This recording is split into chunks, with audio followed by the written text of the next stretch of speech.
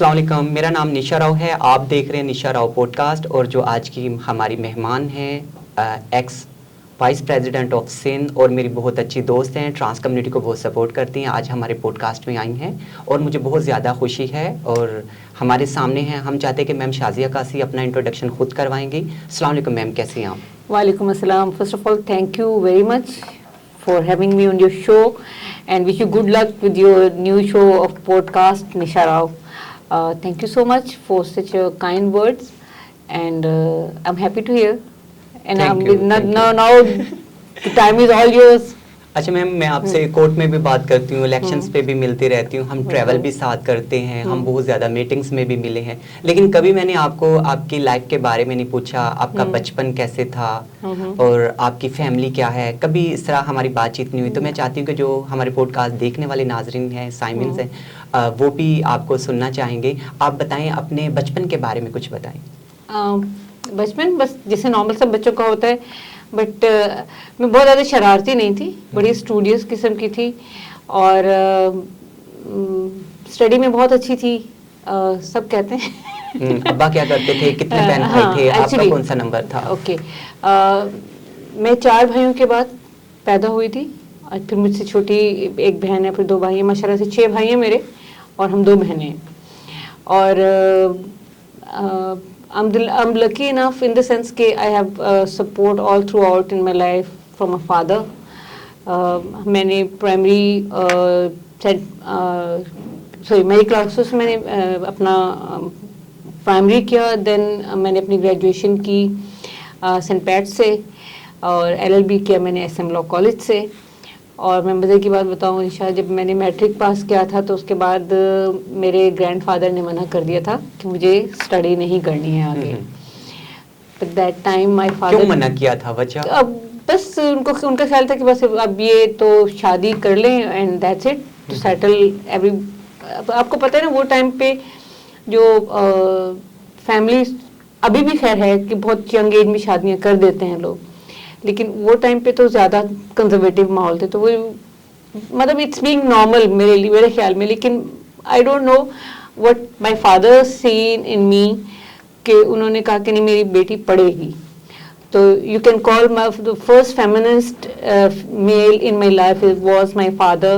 उनकी डेथ हो गई, अल्लाह ताला उनके दर्जात बुलंद करे। अम्मा और अब्बा की बहुत सपोर्ट रही, तो my father go against the family, against his father.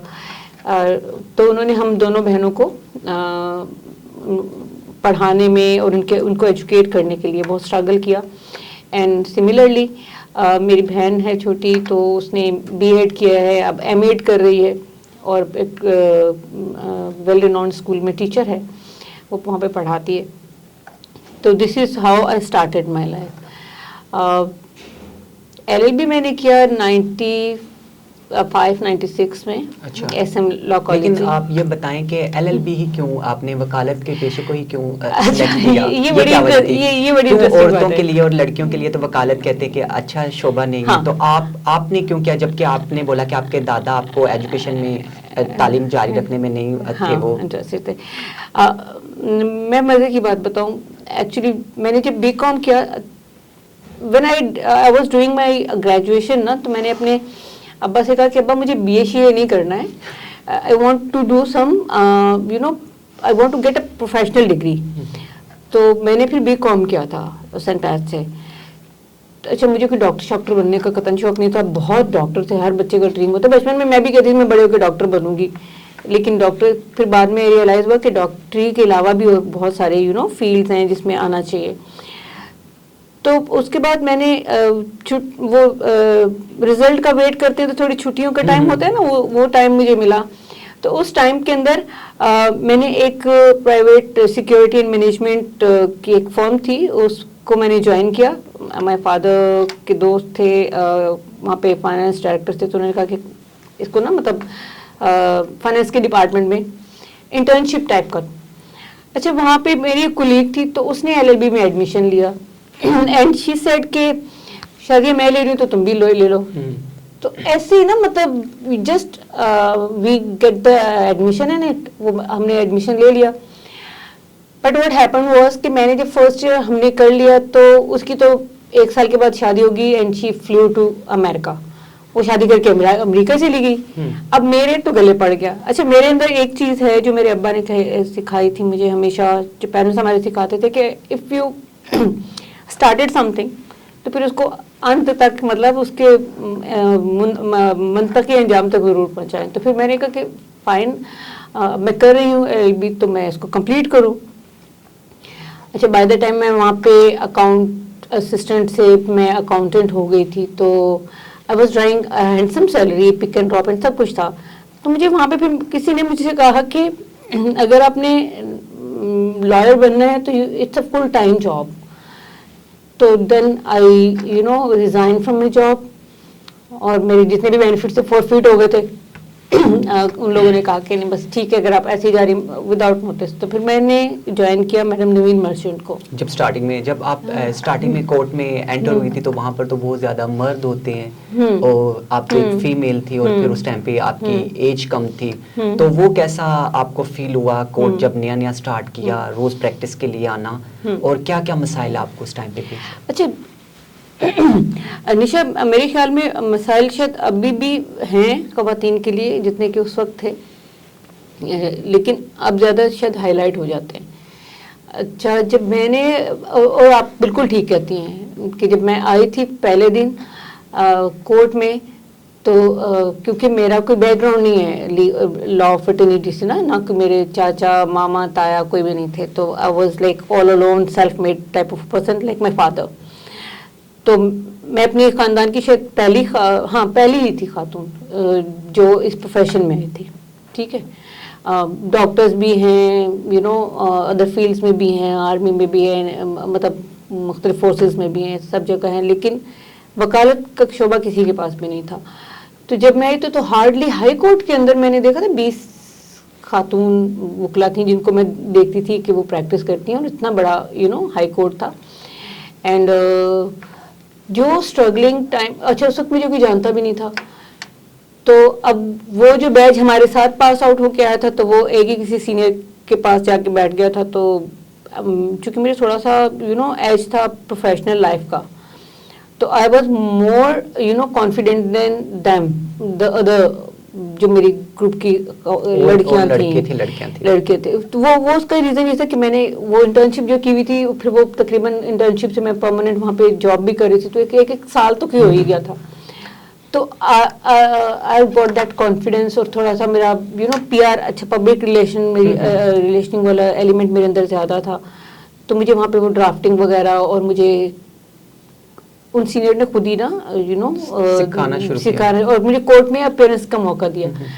And interestingly what वो क्रिमिनल लॉ प्रैक्टिस करते थे, और मेरा जो पहला ही केस था उसमें मैंने जो मेरे क्लाइंट था उसको 3 साल की ना सजा करवा दी।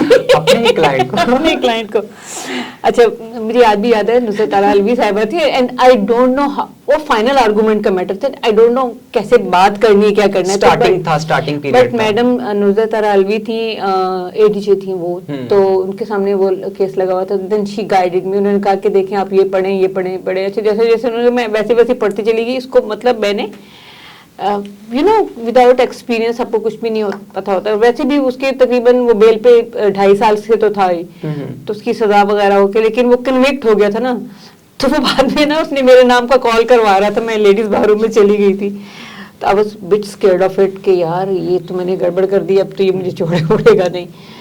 But in the mean time मुझे मेरे कोलीग ने, जो मेरे साथ कॉलेज में मेरे क्लास फेलो थे, उन्होंने कहा कि एक सीनियर खातून एडवोकेट हैं, तो उनके पास वैकेंसी, आप उनको ज्वाइन करें। तो फिर मैंने मैडम नवीन मर्चेंट को ज्वाइन किया। तो उन्होंने मुझसे इंटरव्यू में सिर्फ एक बात पूछी, यू वांट टू अर्न और यू वांट टू लर्न? तो मैंने कहा madam I want to learn. तो फिर उन्होंने उनसे मैंने बहुत सीखा, इरिस्पेक्टिव ऑफ द फैक्ट कि मुझे महीने के 2,000 मिलते थे, जबकि मैं ड्रॉ वहाँ पे 10,000 कर रही थी जिस जगह से मैं काम छोड़ के आई थी।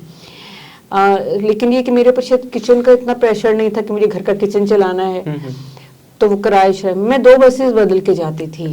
अच्छा, प्राइवेट ट्रैवल्स में क्या क्या प्रॉब्लम्स होते थे? अच्छा, उस टाइम पे सिर्फ पब्लिक ट्रांसपोर्ट थी ज़्यादा निशा, एज कम्पेयर टू टुडेज। आजकल जो आप देखते हैं ना, तो पब्लिक ट्रांसपोर्ट का बहुत इशू है आज के दौर में, लेकिन उसमें भी शायद पब्लिक ट्रांसपोर्ट थी तो मैं शायद ये मैनेज भी कर पाई। लेकिन उसके लिए मुझे क्या करना, मैं रहती थी नॉर्थ नाज़िमाबाद में, तो वहाँ से आने के लिए मुझे 2 बसेस चेंज करना पड़ती थी। मेरी मैडम का ऑफिस था क्लिफ्टन में बोर्ड बेसन पे, तो कोई डायरेक्ट बस तो वहाँ से आती नहीं थी, तो 2 बसेस बदल के मुझे आना पड़ता था। अब इट वाज नॉट इजी क्योंकि मेरी जान पहचान का तो यहाँ पे था नहीं, बट लकीली। तो उस टाइम पे कहाँ से ट्रैवल करती थी सिटी कोड? मैं नॉर्थ नाज़िमाबाद में मेरा घर था और इतनी दूर से ट्रैवल करती थी? अच्छा, मजे की बात ये कि जो मेरा ऑफिस था वो था बोर्ड बेसन पे, और मैडम के बहुत ज़्यादा काम जो था ना वो हाई कोर्ट का था। तो इनिशियल स्टेज पे मैंने हाई कोर्ट में ज़्यादा काम किया, कस्टम्स में किया, ट्राइब्यूनल्स में जाना होता था, कस्टम हाउस जाना होता था, and that all struggle buses के ऊपर थी। जाहिर सी बात है हम लोग नए नए आए थे, और फिर मैं तो अपनी कश्तियाँ जला के आई थी ना सारी, जॉब भी छोड़ के आ गई थी, पिक एंड ड्रॉप मिल रहा था वो भी छोड़ के आ गई थी। I want to be then lawyer. तो वो फिर चैलेंजेस ऐसे आने शुरू हो गए कि जैसे अब मैं पोर्ट कासिम पे मेरा केस लगा हुआ है, तो वहाँ पे जी लेडीज आर नॉट अलाउड। अच्छा वो जो ऑयल फील्ड है, जब मोस्टली मैडम ये शेल और कैलटेक्स वगैरह के केसेस देखती थी, उनके वो क्लाइंट थे, तो अब उनके लिए हमें एसी के पास जाना पड़ता था, असिस्टेंट कमिश्नर कलेक्टर कस्टम के पास जाना पड़ता था। तो वहाँ पे ये होता था कि खातून अलाउड नहीं है।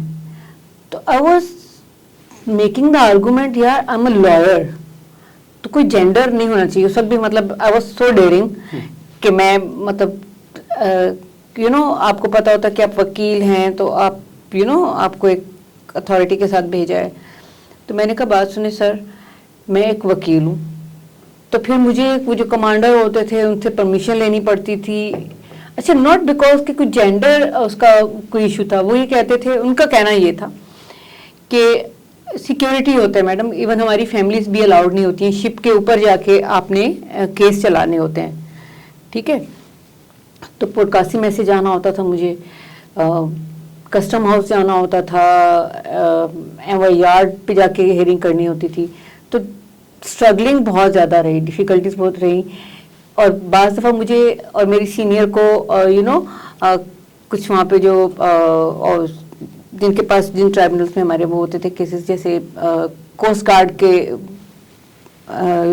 एडजुडिकेशन में हमारे जब मैटर्स होते थे, तो उसमें फिर वो हमें ये कहते थे मैडम को कि देखिए मैडम शी इज़ फीमेल, सब यहाँ पे मेल होते हैं, तो मतलब सिक्योरिटी पॉइंट ऑफ व्यू से वो कहते थे। लेकिन मैडम कहती थी कि I trust her because she is, I can't trust other than her, तो she can only come here and proceed with the matter. तो मेरे ख्याल में जो वो सीनियर ने मुझे जो एक कॉन्फिडेंस दिया, अच्छा वो खुद भी बहुत स्ट्रगलिंग थी, तो उनकी लाइफ की स्टोरी बहुत इंटरेस्टिंग थी जब उन्होंने बताई, तो वो मेरे लिए बहुत ज़्यादा इंस्पिरेशन थी। तो उनकी वजह से ही शायद मेरे अंदर ये फिर जज्बा आया कि मतलब उन्होंने अपनी शादी के बाद उन्होंने मैट्रिक किया, देन LLB किया, एंड फिर वो वर्ल्ड बैंक की एडवाइज़र भी बनी।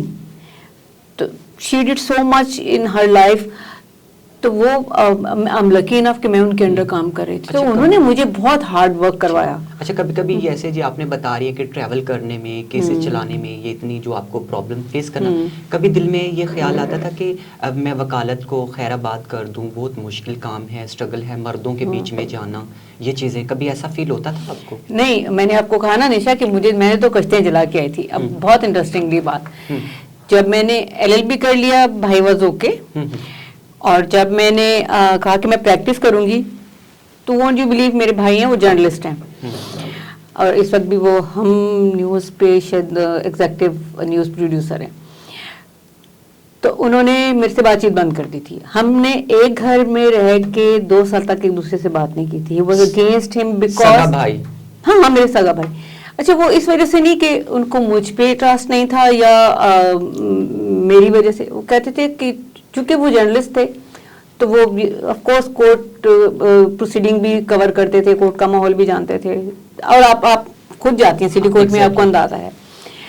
तो उन्होंने ये कहा कि नहीं, ये फील्ड ऐसी नहीं है, वही वाली आपके वाली बात कि ये तो वैसी फील्ड है, कुछ और कर लेती फिर तो बेहतर ये था, बस ठीक है तुम्हारी बात मान लिया, LLB कर लिया। अच्छा, मेरे अंदर एक चीज है, जिस चीज पे मुझे आप रोकेंगे ना तो मैं उसमें जरूर कहूंगी कि यार इसको देखना चाहिए, करना चाहिए, व्हाई इट्स, क्योंकि my father was always believe in me too much. अच्छा, मेरी ट्रेनिंग भी मेरे अब्बा ने ज्यादा की थी। अच्छा, तो मेरे अंदर एक समझो कि आप अथॉरिटेटिव, अब्बा की लाडली थी बहुत ज्यादा, बहुत अच्छा। ज्यादा। मतलब कहना चाहिए कि लड़कियों के पैदा होने पे शायद मिठाइयाँ शिठाइयाँ नहीं बांटी जाती थी, तो मुझे ये बताइए कि मेरे पैदा होने पे लड्डू बांटे गए थे। अच्छा, क्यों आपने वकील जो बनना था नहीं, इसलिए? मे बी, लेकिन मेरे ददियाल वाले ना they are very proud of me, और उनकी एक्सपेक्टेशंस फिर ना मेरे से बहुत ज्यादा हो गई थी। तो मुझे उन एक्सपेक्टेशंस को भी पूरा करने के लिए, और जब मैंने LLB कर लिया तो मेरी ननिहाल ददियाल सारे they were always focusing on me, because कि उनको पता था कि बड़ा पढ़ाकू बच्चा है और इसने बड़ा कुछ करना है। हालांकि कर तो मेरे भाई भी रहे थे, मेरी बहन भी कर रही थी, बट आई एम समवन जो पता नहीं, आई डोंट नो, मैं आई डोंट थिंक इस चीज को वो नहीं कर पाई हूँ, क्योंकि मैं अंडर प्रेशर बहुत थी कि मुझे ये अब करना ही पड़ेगा। तो वो और फिर मजे की बात मैं बताऊँ तुम्हें, जिस भाई ने मेरे साथ 2 साल तक बात नहीं की थी, उसने मुझे अब मेरा इंडिपेंडेंट पहला केस उसी ने रेफर किया मुझे।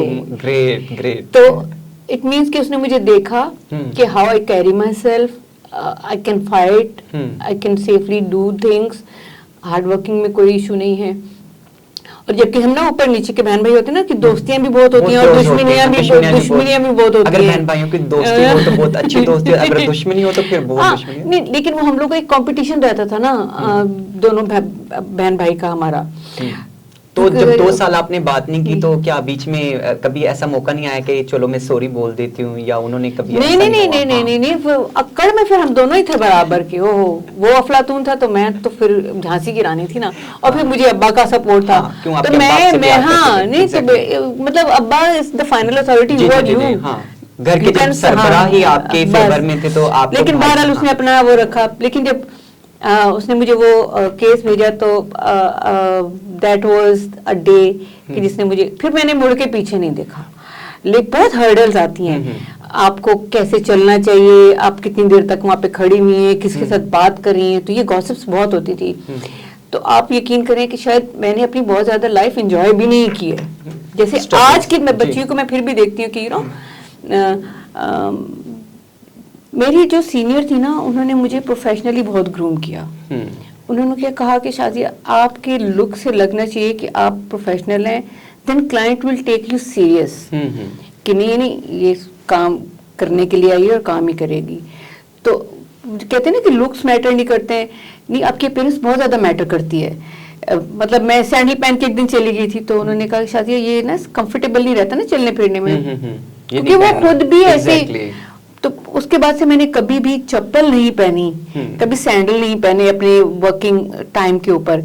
आजकल तो खैर सब कुछ चलता है। अच्छा, मैं आपकी बात क्या ये होता है कि सीनियर्स के जो आपको सीनियर सिखा रहा है या सीनियर्स का कैरेक्टर आपकी लाइफ पे बड़ा इन्वॉल्व होता है, या at least I don't know about anyone else, but मेरे पे मेरी सीनियर का बहुत ज्यादा है। अच्छा, मेरी सीनियर भी जो थी यू नो काम से काम रखने के लिए और बहुत हार्ड वर्किंग खातून थी। अब जैसे मैंने उनको कहा ना कि उन्होंने खुद के ऊपर भी बहुत सारी पाबंदियां जैसे लगाई हुई थी, मुझे ये फील होता था, तो बहुत रिजर्व रहती थी, बट काम में बहुत ऑनेस्ट थी, अपने क्लाइंट के साथ बहुत ऑनेस्ट थी। तो उन्होंने वो सारी चीजें मेरे अंदर ट्रांसफर की। अच्छा, उनका शायद मैंने डायरेक्टली और इनडायरेक्टली शायद मैंने उनका और अपने ऊपर अडॉप्ट भी किया, और इन्फ्लुएंस हो जाता है, क्योंकि वो इसलिए देखो निशा, कहते हैं ना कि पेरेंट आपके अपने होते हैं जिन्होंने आपको पैदा किया होता है, तो एक रूहानी होते हैं, रहनी वालिदैन का रोल उन्होंने अच्छे से प्ले किया, तो वो उस्ताद होता है। तो मे बी शजी, और वो पता नहीं, she was very sincere to me. अच्छा, उनके क्रेडिट पे इतने सारे जूनियर्स हैं जो मुख्तलिफ, मतलब वो जजेस भी हैं, वो मुख्तलिफ बैंक्स में प्रेसिडेंट है कि वाइस प्रेसिडेंट है, जो उनके पास से काम करके निकला है, अच्छी अच्छी पोस्ट पे है। तो अल्हम्दुलिल्लाह कि उनके क्रेडिट पे बहुत ऐसी अच्छी काम है। मेरे अब्बा कहते थे कि किसी ने आपको एक लफ्ज भी सिखाया ना, तो वो आपका उस्ताद है। तो उन्होंने तो मुझसे पहला सवाल ये कि यू वांट टू लर्न और यू वांट टू अर्न, तो मैंने कहा था madam I want to learn because earning तो मैं छोड़ के आ रही हूँ। तो मुझे इसका शायद देखो, मुझे इसलिए तकलीफ नहीं हुई कि मुझे पेरेंट्स की तरफ से पॉकेट मनी मिल जाती थी, सपोर्ट थी आपको, सपोर्ट फैमिली मिल सपोर्ट जाती थी, थी। इसलिए आपको लेकिन ज्यादातर लेकिन बहुत सारे लोग ऐसे भी थे ना जिनको आते थे तो वो एक्सप्लॉइट बहुत होते थे इन द नेम ऑफ हम आपको काम सिखा रहे हैं, बहुत वो एक्सप्लॉइटेशन भी बाद में होती मैं है। आपसे ये सवाल करूंगी इस हाँ, टॉपिक पे। ठीक है। अच्छा, आप ये बताएं कि बार पॉलिटिक्स में आप क्यों आई, क्या एम था और कैसे आई, और मुझे बहुत खुशी भी हुई कि आप इलेक्टेड हुई पाकिस्तान में पहली बार वाइस प्रेसिडेंट, सिंध आप हुई थी एक्स। तो ये क्या था कि बार पॉलिटिक्स को क्यों चूज किया, हालांकि आप एक औरत थी? एक तो जैसे मैंने आपको कहा कि मैं पॉलिटिकल शायद और मैं एक ग्रुप के साथ थी पिछले 20 साल से, मुनीर मलिक ग्रुप। फिर मैंने आप इफ़ यू रिमेंबर दैट कि वकला तहरीक चली थी, और उस वकला तहरीक में हम इरिस्पेक्टिव कि उसका क्या आउटफॉल था, ये क्या आउटकम था, वो उसको छोड़ दो, लेकिन मैं उस तहरीक का हिस्सा रही हूँ। बहुत फ्रंट फुट पे लड़े थे। अच्छा, कभी पॉलिटिक्स में आने का इसलिए नहीं हुआ कि मैं प्रैक्टिस कर रही थी, तो मेरा एक वो है नज़रिया है कि जो भी काम करो ना फिर रज के करो, मतलब तसल्ली से करो, फिर एक ही काम पे फोकस होके करो। तो मेरी अब तकरीबन मोर देन 25 इयर्स मेरी स्टैंडिंग है, एडवोकेट सुप्रीम कोर्ट हूँ, तुम्हें पता है ये बात, ठीक है ना। लेकिन मैंने 22 साल तक पॉलिटिक्स, कभी इलेक्शन, मैं पॉलिटिक्स में इस तरह रही हूँ कि सपोर्ट कर दिया, खुद के बारे में नहीं सोचा था, खुद कभी भी नहीं आई। 2022 में आफ्टर 22 इयर्स तो आई फर्स्ट टाइम आई आस्क कि मैं लड़ती हूँ इलेक्शन। किसने ये सजेशन दिया या मशवरा था या आपके माइंड में खुद आया? अच्छा, इसकी भी 2-3 रीजन है। एक तो रीजन ये था कि हर साल देखते थे ना सिर्फ मेल आते हैं, मतलब एमएमसी पे आ गई लड़की, कोई आ गई लाइब्रेरियन पे आ गई लड़की, तो मतलब why not on the president और वाइस प्रेसिडेंट पे, ठीक है जनरल सेक्रेटरी, ऑफिस बेरर क्यों नहीं बन सकती कोई खातून। अच्छा, मैंने कभी कोई इलेक्शन लड़ा नहीं था, तो मैंने तुम्हें बताया जैसे कि मैं इनिशियली मैं जो ग्रुप के साथ, क्योंकि मैडम नवीन मर्चेंट, जब मैंने मैडम नवीन को ज्वाइन किया था ना, तो उस साल मैडम नवीन ने अपना वाइस प्रेसिडेंट का इलेक्शन लड़ा था। तो how I come into the bar politics, तो ऐसी बात है, मेरी सीनियर थी तो मैं उनकी कंपेन भी कर रही थी और उनके साथ काम भी कर रही थी। तो उसके बाद फिर मैंने प्रैक्टिस पे फोकस किया, क्योंकि उन्होंने मुझसे एक बात कही थी मैडम ने कि शादी ये बात चीज़ें बाद में तुम कर लोगी, अभी तुम्हारा focus, you should have your focus on your practice, तो अब अपनी प्रैक्टिस में पहचान बनाओ। तो मैंने 22 साल तक ना, मतलब मैं पूरे पाकिस्तान में मैं हेयरिंग करने के लिए जाती रही हूँ अपने केसेस के लिए, पूरे पाकिस्तान ट्रैवल किया है। इतना स्ट्रगल किया है, इतना स्ट्रगल किया है, एंड अपनी जगह बनाने के लिए, और सिर्फ इस बात को प्रूव करने के लिए निशा कि I am being a woman. मतलब अक्सर लोग ना इसलिए भी नहीं रखते हैं चैम्बर में कि औरत है यार, इसको ये इश्यूज होंगे। मेरा टाइमिंग कभी कोई इश्यू नहीं हुआ। रात को मैं 2 बजे तक भी अपने ऑफिस से उठ के गई हूँ, क्योंकि 4 बजे अगर क्लाइंट आ गया और केस है और सुबह परमिशन लेके लगाना है, तो you have to prepare your, तो ये कि फिर वो पूरा ऑफिस ही बैठता था। ऑफ कोर्स अकेली मैं तो नहीं बैठती थी, लेकिन मैंने अपनी लड़की होने को उनकी कमजोरी नहीं बनने दिया। तो मतलब अक्सर ये आपकी वीकनेस नहीं होनी चाहिए, ये आपका स्ट्रॉन्ग पॉइंट होना चाहिए, जस्ट टू प्रूव इट। तो मैंने ट्रैवल भी किया, मतलब हैदराबाद, चलो सिंध के अंदर आता है, लाहौर, पिंडी, इस्लामाबाद, पेशावर, कोयटा, बलूचिस्तान, पूरे पाकिस्तान में मैंने हेयरिंग की, ठीक। एंड 2022 में आई जस्ट आस्क कि मैं लड़ती हूँ election, and I am so grateful to all the both side, जो 2 ग्रुप्स हैं ना, आप जानती हैं, 2 इस वक्त बड़े पावरफुल ग्रुप है, एक प्रोफेशनल एक इंडिपेंडेंट। अच्छा, मुझे दोनों साइड से वोट पड़ा। आप फिर लकी हैं कि आपको दोनों वो इसकी रीजन थी, उसकी रीजन ये थी कि तो फॉर द फर्स्ट टाइम मेरा ये नजरिया था कि एक रिप्रेजेंटेशन खवातीन की होनी चाहिए। अब क्यों हम डिसीजन फॉलो करें, हम डिसीजन मेकिंग में क्यों नहीं आते हैं।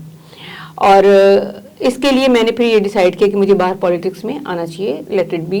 देखो, मुझे किचन तो चलाना नहीं था ना, टू बी वेरी ऑनेस्ट।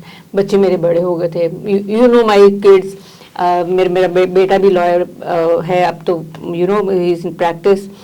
बेटी मेरी नेक्स्ट ईयर आ जाएगी, सबसे छोटी वाली अभी A लेवल्स में है। माशाल्लाह, समझो आप पूरी फैमिली, आपके मियाँ, बच्चे, आप खुद सब वकालत में है, लेकिन उनकी अपनी चॉइस है कि they want to continue with it, और जाहिर सी बात है वो फिर बाद में जो भी करना चाहते हैं, लेकिन इनिशियली एक प्रोफेशनल, जैसे मेरा ये बिलीव है कि आपको ना एक प्रोफेशनल डिग्री जरूर रखनी चाहिए। तो एक एज होता है बच्चों को, तो मेरे बच्चों ने भी फिर मुझे कहा कि mummy just let it be, चलें एक शॉट देखें। तो ऑफ कोर्स बहुत स्ट्रगल करनी पड़ी। एक खातून ऑफिस बेरर की सीट पे आएगी और मेरे अगेंस्ट 4 और कंटेस्टेंट थे इसी सीट के ऊपर। तो फिर क्या क्या मसाइल हुए? बस एक मसले का तो आप खुद भी विक्टिम बनी ना, जैसे मेरे ऑनलाइन फ्रॉड होना शुरू हो गया, मुझे वो जो हुआ ना मिसरिप्रेजेंटेशन करके। अब ये क्या होता है, ये बेसिकली आपके बारे में ना ये प्रोपेगेंडा शुरू हो गया कि यार शाजिया तो पैसे, तुमने भी मुझे कॉल किया, 10,000 रुपया आपको सेंड करके आपको, और मेरा वो नंबर भी नहीं था, आपने मुझे स्क्रीनशॉट, अच्छा सोशल मीडिया से मुझे मैसेज आया, मैसेंजर से, and you are not the only one, ठीक है। There number of other lawyers they called me, मैंने कहा यार आप जब भेज रहे हो तो गिव मी अ कॉल। अच्छा, जब ये बहुत ज़्यादा होने शुरू होगी ना, तो एक्चुअली एक बहुत सीनियर यूएस कॉन्सुलेट में एक ऑफिसर हैं, वो मेरे फ्रेंडशिप लिस्ट में थे। तो उन्होंने जब मुझे कॉल किया ना, तो मैंने कहा माय गॉड दिस इज तो रॉन्ग। तो देन फिर अब क्योंकि हम इलेक्शन में थे तो इसको एक ना टॉक ऑफ द टाउन भी नहीं बनाना चाहते थे। अब देखो प्रेशर कितने होते हैं, मेरे बैनर्स फाड़ दिए जाते थे। अच्छा। ठीक है, नेगेटिव प्रोपोगेशन होने शुरू हो जाती थी, इसका फलां पार्टी से ताल्लुक है, इसका फलां पॉलिटिकल पार्टी से ताल्लुक है। यू नो वेरी वेल मेरा किसी पॉलिटिकल पार्टी से कोई ताल्लुक नहीं है, यू नो मी वेल। ठीक, तो उसके बाद फिर क्या हुआ कि फिर उसकी कंप्लेन हमने करवाई, डायरेक्ट जाके डीजी साहब से मिले, तो फिर उन्होंने इस मामले को कंट्रोल किया अपने तरीके से कुछ करके, and they really give me favour in the sense कि बहुत हाईलाइट नहीं किया उस मामले को, लेकिन ये मेरे साथ मेरे हस्बैंड थे, ठीक है, तो मैंने ये कर लिया। लेकिन you think about those girls जो कि इंडिपेंडेंटली लड़ती हैं, एक एमएमसी के इलेक्शन के लिए लड़ती हैं, उनके लिए कितने प्रॉब्लम्स होते हैं। उनकी भी आती हैं लड़कियां, पहले तो कितने साल तो उनको लाइनों में लगाना पड़ता है, देन आपको चैम्बर वर्क करना पड़ता है, then you know I work really very hard to get this position, क्योंकि it was not an easy. तुम्हें पता है इस बार पॉलिटिक्स के अंदर अब लिसानियत वाला भी पहलू आ गया है, तबकाती डिफरेंसेस वाला पहलू भी आ गया है, और भी बहुत सारे पॉलिटिकल इन्फ्लुएंस भी बहुत ज़्यादा इसके अंदर आ गया है। तो you can just think over it कि मेरे लिए कितना मुश्किल रहा होगा।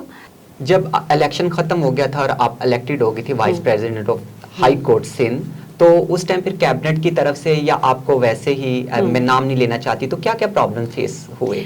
अच्छा देखिए निशा, बात मैंने की थी ना कि मैं क्यों आई हूँ, क्योंकि मैडम नवीन मर्चेंट ने अपना इलेक्शन लड़ा था and she was well deserving candidate, ठीक है, प्रैक्टिसिंग लॉयर। क्राइटेरिया तो यही है ना कि one should be a practicing lawyer, वो आपका रिप्रेजेंटेटिव वो। Luckily she couldn't make it, unfortunately she couldn't make it, but I did make it with the support of lot of people, and of course मेरे against vote थे, आपको पता है, जमाली साहब थे खड़े हुए, शान नबी साहब थे, मैडम सरवत इसरार थी, बहुत कंपटीशन था, 5 लोग थे ना कंटेस्ट कर रहे। वो तो मैंने आपको बताया ना कि जो मुझे हर्डल्स ड्यूरिंग द कैंपेन है, और फिर आपको पता है उस दौरान में मेरी वालदा का भी इंतकाल हो गया था उसी में। तो मैं तो 2 महीने के लिए तकरीबन, मेरी मदर बेड रिडन थी तो मैं उनके पास चली गई थी, तो मैं तो कैंपेन में भी नहीं रही थी इतना। फिर र्यूमर्स उड़ती हैं कि ये तो फ्रांस सीट पे लड़ रही है, वो नेगेटिव प्रोपेगेंडा शुरू हो जाता है। अच्छा, ये सिर्फ फीमेल के लिए नहीं था, ये मेल के साथ भी, मेल के लिए भी हो जाता है। लेकिन जो सबसे ज्यादा जिसकी वजह से मैं इलेक्शन नहीं लड़ रही थी वो होता था प्रोपेगेंडा जो कैरेक्टर असैसिनेशन का होता था। Then again I'm telling you, I'm lucky enough because I'm a married woman. My husband is also lawyer, practicing lawyer in the court. तो शुक्र है कि हमारे इलेक्शन के अंदर ये वाला एलिमेंट जो था नहीं आया मेरे इलेक्शन के अंदर कि कैरेक्टर असैसिनेशन हो रही है, दोनों साइड थे। और अदरवाइज आपने इलेक्शंस में देखा कि लोग किसी के बारे में क्या क्या बातें करते हैं। अब तो कोई यू नो इस शोबे के साथ वाबस्ता है। एक्सेप्टेबिलिटी बहुत मुश्किल है, इतनी जल्दी हजम नहीं होने वाली हूँ मैं। मतलब खातून की रिप्रेजेंटेशन एक तरफ, हाँ हमने आपको रिप्रेजेंटेटिव बना दिया, आप मक्खी पे मुक्खी बिठाएं। मुझे तो अक्सर कहा गया था कि आप इस सीट पे क्यों लड़ रही हैं, ये तो मर्दों की सीट है। क्यों, क्या मर्दों के नाम लिखा हुआ है।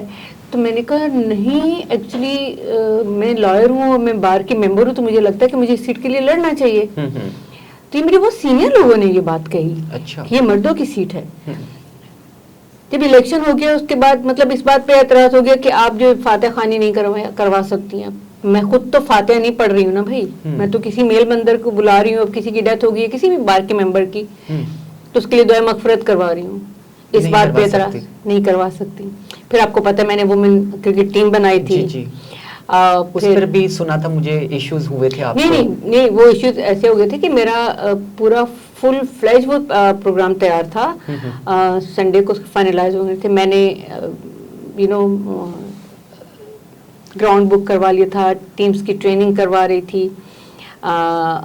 इसके अलावा जियो सुपर से ए टाइम मुझे स्पॉन्सर किया गया था, फ्री ऑफ कॉस्ट के खवातीन का हो रहा है तो जियो सुपर दिखाएंगे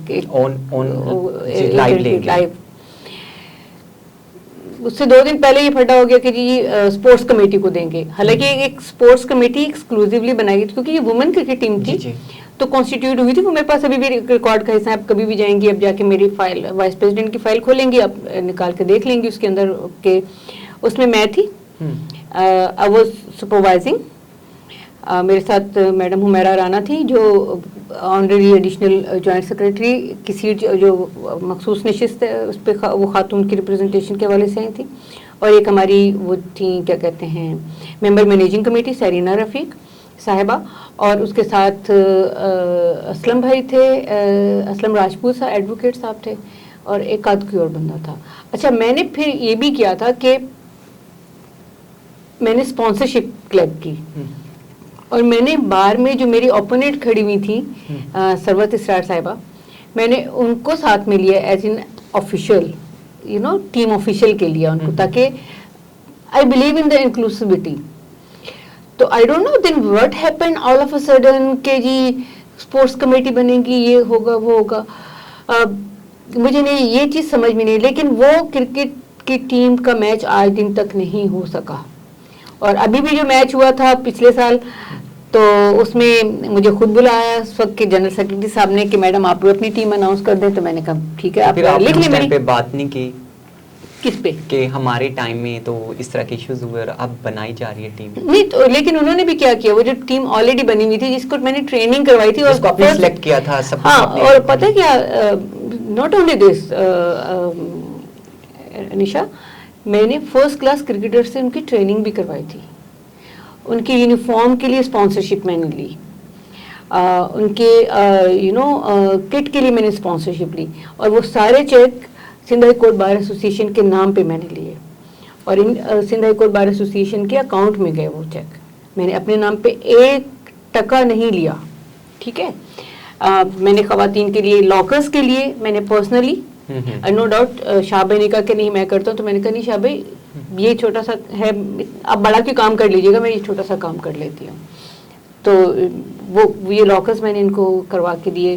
देन आई गॉट अरेंज एक मेडिकल कैंप लगवाया मेरे टेन्योर में वहाँ पे क्या कहते हैं सिंध हाई कोर्ट में लैब टेस्ट के लिए। और फिर हमने उनसे तकरीबन 1 साल तक के लिए हमने देखो 20% तो ऑफ ईसा लैब भी देता है और आगा खान से भी मिलता है लॉयर्स को, तो मैंने 50% पे उनसे ऑफ लेके ये करवाया था। ऑफ कोर्स इसमें सारे शामिल थे, और जो सबसे इम्पोर्टेंट चीज़ की थी वो मैंने किया था डे केयर सेंटर। इनिशियली उसकी बहुत मुखालफत हुई कि डे केयर सेंटर नहीं होना चाहिए, वो नहीं होना चाहिए, कि लड़कियों ने मना कर दिया है, जबकि मुझे मेरी कंपेन के दौरान लड़कियों की डिमांड ये थी। देन फिर मैंने गूगल पेज जनरेट किया, और उसमें जितनी लॉयर्स थी कराची की उनमें से तकरीबन 100+ लड़कियों ने उसको ना अपने आप को रजिस्टर करवाया कि we are in favour of that. Then the cabinet come to the conclusion कि ठीक है हम बनाएंगे। लेकिन उस साल आपको याद होगा 2022 में फिर जून जुलाई में बारिशों की वजह से फ्लड वाला सिस्टम हो गया था, वो लेकिन अप्रूव था, ठीक है। तो last year I don't know what happened कि वो नहीं बना, लेकिन उस तरफ उन्होंने वो जो पोर्शन उन्होंने वॉशरूम के लिए यूज़ किया वो पहले डे के सेंटर के लिए था। एंड आई डोंट नो अभी की क्या सिचुएशन है, बिकॉज मैं अपने मैं अब किसी के मामलात में इसलिए, क्योंकि मैं जब कैबिनेट का हिस्सा थी ना, तो मैं अपने कैबिनेट के डिसीजन को वो कर सकती हूँ, लेकिन वो अप्रूव है डे के सेंटर, तो क्यों नहीं उस पॉलिसी को लेके जाया गया? क्या सिर्फ इस वजह से कि इसको इनिशिएट शाजिया नहीं किया था तो शाजिया का नाम होगा? आप, और ये सबसे बड़ा ड्रॉबैक है कि आप लोग को ये बात सोचनी चाहिए कि what is beneficial for the female lawyers. मैंने एक इनिशिएटिव लिया, अप्रूव करवा लिया, आपने अभी बाथरूम बनाया है, रेनोवेट करवाया है, दोनों बाथरूम को अपने बाथरूम बनाए हैं, तो आपने डे के सेंटर क्यों नहीं बनाया? अब तो ये एक स्टैंडर्ड वो है ना यार, आप यकीन करें निशा, पेशावर और कोयटा जैसे पसमानदा सूबों के अंदर हर कोर्ट के अंदर ना डे के सेंटर अच्छा मौजूद है, और यहाँ पे नहीं है, कराची में नहीं है यार। This is something you know. और पहले बहुत ऑब्जेक्शंस आए, why this is the need, क्योंकि मुझे याद है कि मुझे एक वकील ने कहा कि मैडम मेरे तो बच्चे अब बड़े हो गए, लेकिन मुझे याद है वो दिन कि छुट्टियों के दिन थे और मेरे क्लाइंट की कॉल आ गई थी क्योंकि उसका कोई अर्जेंट केस था, उसमें कोई कंटेम्प्ट वगैरह की प्रोसीडिंग थी और आई हैव टू कम। तो उसने बोला मेरी 4 महीने, और मेरी सास जो थी वो आउट ऑफ सिटी गई हुई थी, तो उसने बोला मैंने अपने 4 महीने के बच्चे को लेके एक ब्रांच से दूसरे ब्रांच भाग रही थी। अगर डे के सेंटर होता तो मैं बच्चे को वहाँ पे छोड़ के इत्मीनान से जा सकती थी। और ये तक हमारा डिसाइड हुआ था जब हमारा डे के सेंटर अप्रूव हुआ था कि हम सिर्फ उसमें आया नहीं रखेंगे, आया जिसने रखनी वो खुद रखे, हम एक प्रॉपर ट्रेंड नर्स रखेंगे ताकि बच्चों की वेलबींग का भी ख्याल रहे। आपको याद है कोविड भी उस वक्त था, तो उनको मेडिकली यू नो एक ट्रेंड ऐसी बंदी लेके आए जो नर्सरी में काम कर, हॉस्पिटल की नर्सरीज में काम कर चुकी हुई हो, तो क्या चाहे जो इन्फेंट बेबीज भी अगर कोई अपने बच्चों को लेके आती हैं वो अपने लिए नैनी वगैरह जो भी कर सकती हैं पर्सनल अपने उसके ऊपर, लेकिन कोर्ट की तरफ से हम एक देंगे, आया देंगे, और एक हम नर्स देंगे जो जो जो बाहर उनको यू नो पे करेगी। बाकी अगर किसी को एक्सक्लूसिव लुक आफ्टर चाहिए तो वो जो अफोर्ड कर सकते हैं वो करें, जिसको खवातीन ने बहुत सपोर्ट किया था। लेकिन वो अप्रूव होने के बावजूद आज भी नहीं बना, आज भी नहीं हुआ, आज भी नहीं बना। अभी भी समझो कि आपका शिकवा बिल्कुल है। हाँ। नहीं, शिकवा नहीं है, ये मेरी ख्वाहिश है कोई भी बनाए, अच्छा मुझे इससे फर्क नहीं पड़ता कोई भी बनाए। मे बी मैं ऐसा थोड़ी है कि मैं एक इलेक्शन लड़ा था, मैं इलेक्शन नहीं लड़ूंगी। अभी कब इरादा है दोबारा इलेक्शन में आने का और किस सीट पे आने का है? अब तो आएंगे मैडम, अब जनरल सेक्रेटरी पे आएंगे। माशाल्लाह, इंशाल्लाह हम भी आपको सपोर्ट करेंगे। और मुझे उम्मीद है, और मेरी तमाम खवातीन से भी मुझे उम्मीद है कि आप देखिए, सिर्फ इस वजह से आप किसी को ना सपोर्ट या सपोर्ट करें कि आपके उसके साथ पर्सनल डिफरेंस है। हाँ। लेकिन आप इसको एक चीज, एक नुक्ते को जरा सा देखें और समझें कि एक लार्जर इंटरेस्ट में अगर खवातीन के लिए कोई काम हो रहा है तो उस काम को जरूर करें, सपोर्ट करना चाहिए। क्योंकि अभी रिसेंटली मुझे किसी खातून ने बताया, आपको पता है कि मेरे साथ बहुत कांटेक्ट में रहती हैं खवातीन भी रहती हैं, ठीक है ना? तो उन्होंने मुझे बताया कि मैडम मैं एक कंप्यूटर लैब बनाना चाह रही थी, लेकिन एक other group of you know female lawyers ने हमें ऑब्जेक्ट कर दिया इसके ऊपर। तो मैंने कहा क्यों कर दिया? अच्छा, ऑब्जेक्शन क्या था मैंने खुद पूछा जाके, तो मैंने कहा कि बाथरूम का लुक खराब हो रहा है। And I was like, hello, it's not your drawing room, it's a professional working place. और जाहिर सी बात है, देखो बहुत सारी सीनियर हैं जिनको कंप्यूटर चलाना नहीं आता है, तो एक बंदी अगर उनको गाइड करने के लिए वहाँ पे है, अच्छी इनिशिएटिव है ना, वो मतलब जाएंगी प्रिंटर के पास जाएंगी, कंप्यूटर तो वहाँ खुद सीखें और उसको नहीं ना करें यार, यहाँ पे किसी को बिठा दें ताकि खवातीन को बाथरूम के अंदर ये फैसिलिटी अवेलेबल हो जाए। किसी को अर्जेंट एप्लीकेशन लगानी होती है वो जल्दी से टाइप करके दे दी, यार 100 रुपए में करवा लें, क्या फर्क पड़ता है? सही कहा। और अगर आपको वो ट्रेन भी करने को तैयार हो, जबकि उसने कहा कि मैं कंप्यूटर भी पर्सनल अपनी कॉस्ट पे रखूंगी, तो आपको क्या एतराज हो सकता था? एंड देन सेकंड, उसी बाथरूम के अंदर उन्होंने डे के सेंटर बनाया और उस पे भी ऑब्जेक्शन आ गया और खवातीन की तरफ से आया। This is what I am saying कि जिनके बच्चे नहीं हैं या जिनके बच्चे अब बड़े हो चुके हैं, खुदारा आप मैं इस टाइम से गुजर चुकी हूँ ना। अगर डे केयर सेंटर होता तो शायद मैं घर पे नहीं बैठती, मैं अपने बच्चों को यहाँ पे डे केयर सेंटर में रख देती, ठीक है। और मैंने तो सब डिमांड की थी जब मेरे बच्चे ग्रेजुएशन कर रहे थे कि आप करें, क्योंकि मैंने बताया ना कि मुझे जब सारा ने ये कहा कि मैडम मेरे बच्चे तो बड़े हो गए, लेकिन मैं गुजरी हूँ ना उस टाइम से, तो उस दिन मैं अपने बच्चे को उठा के एक ब्रांच से दूसरे ब्रांच, और कैसे मैंने बच्चे को बाहर बेंच पे बिठाया, और फिर अंदर जाके मैंने केस आर्गू किया, किसी को हैंड ओवर करके, तो रिस्क की बात है ना, प्रॉब्लम होते हैं। जी जी। तो ये सारे मामलात ऐसे होते हैं जिसको मेरे ख्याल में एज अ पॉलिसी लेना चाहिए बार एसोसिएशन को, बार काउंसिल को। जी जी, पॉलिटिक्स इसके ऊपर, इन चीजों के ऊपर पॉलिटिक्स नहीं खेलनी चाहिए। जैसे आपको हेल्थ के ऊपर नहीं खेलनी चाहिए, अगर हेल्थ का कोई भी बंदा करना चाहता है, जैसे हमने कहा था, हमारे आपको पता है इलेक्शन कंटेस्ट किए थे, तो हमारा एजेंडा में था कि हम एक full fledge dedicated hospital for lawyers बनाएंगे। अच्छा, आखिर में मैम मैं आपसे सवाल करूंगी कि आप जो हमारी फीमेल लॉयर्स हैं पूरे पाकिस्तान की, उनको क्या मैसेज देना चाहती हैं? देखिए, दो चीज़ें मैं ये कहती हूँ कि आप लोग ना, आप इस फील्ड में आए हैं तो आप क्यों आए हैं, ठीक है? कन्विक्शन के साथ कोई भी जब आप काम करते हैं ना, तो you can achieve it. First convince yourself, then you can convince other. आप जब तक खुद कन्विंस नहीं है ना किसी भी चीज़ के लिए, आप दूसरों को कन्विंस नहीं कर सकते। हवा में बातें, नारेबाजियाँ बहुत होती हैं, पॉलिटिक्स है पार्ट ऑफ अ गेम। क्या आप कन्विंस है किसी चीज़ से, उस कन्विक्शन के साथ हैं। आपको you should be you should look like a professional.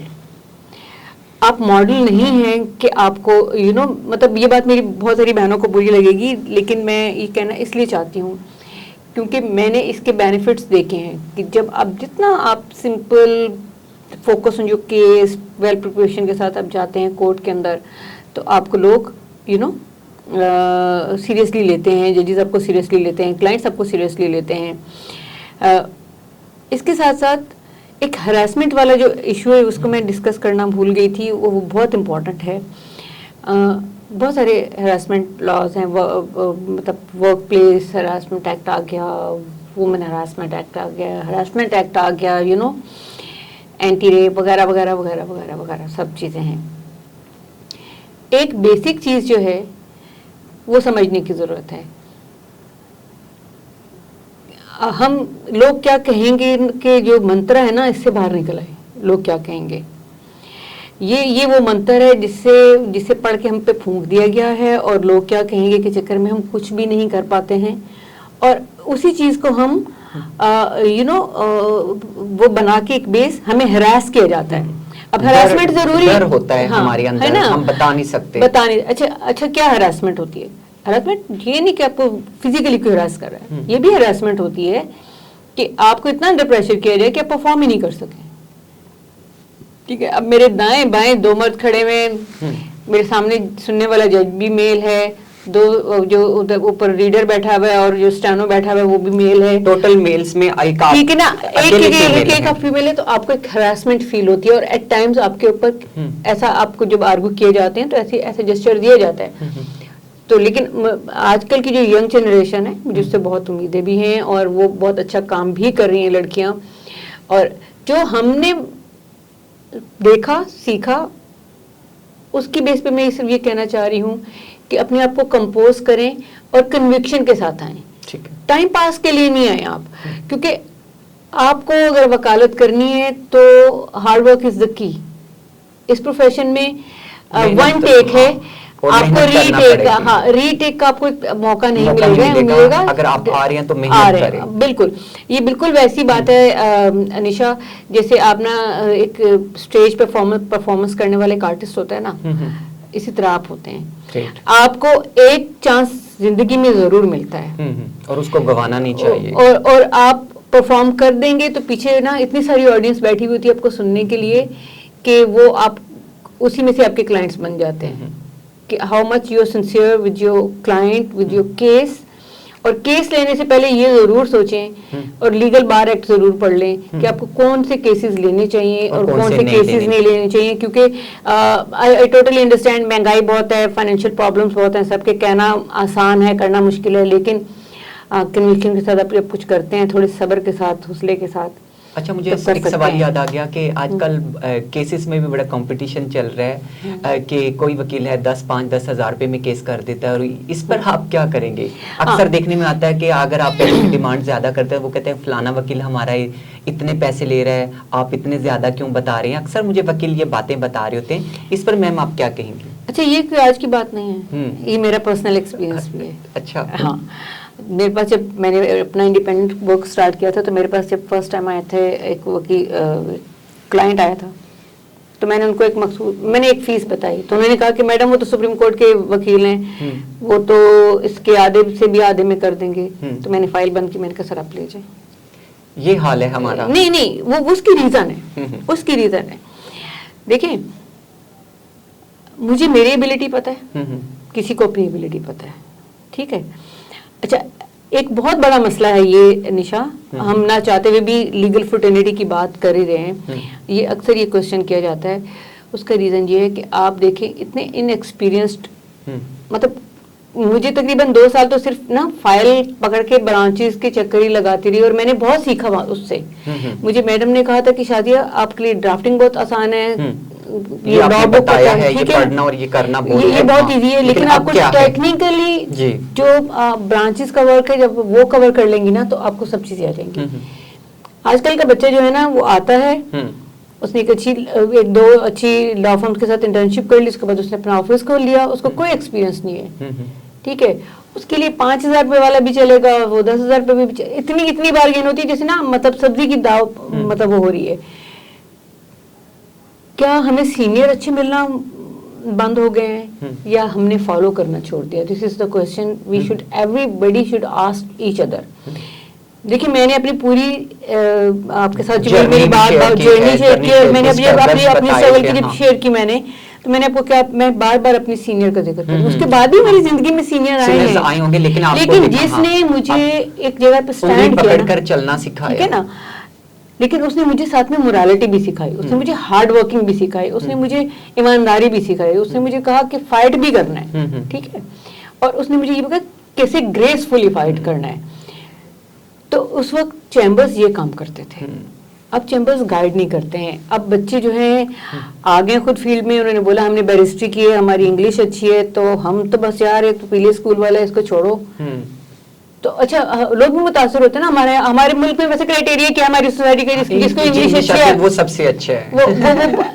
English is not a criteria of merit, you know.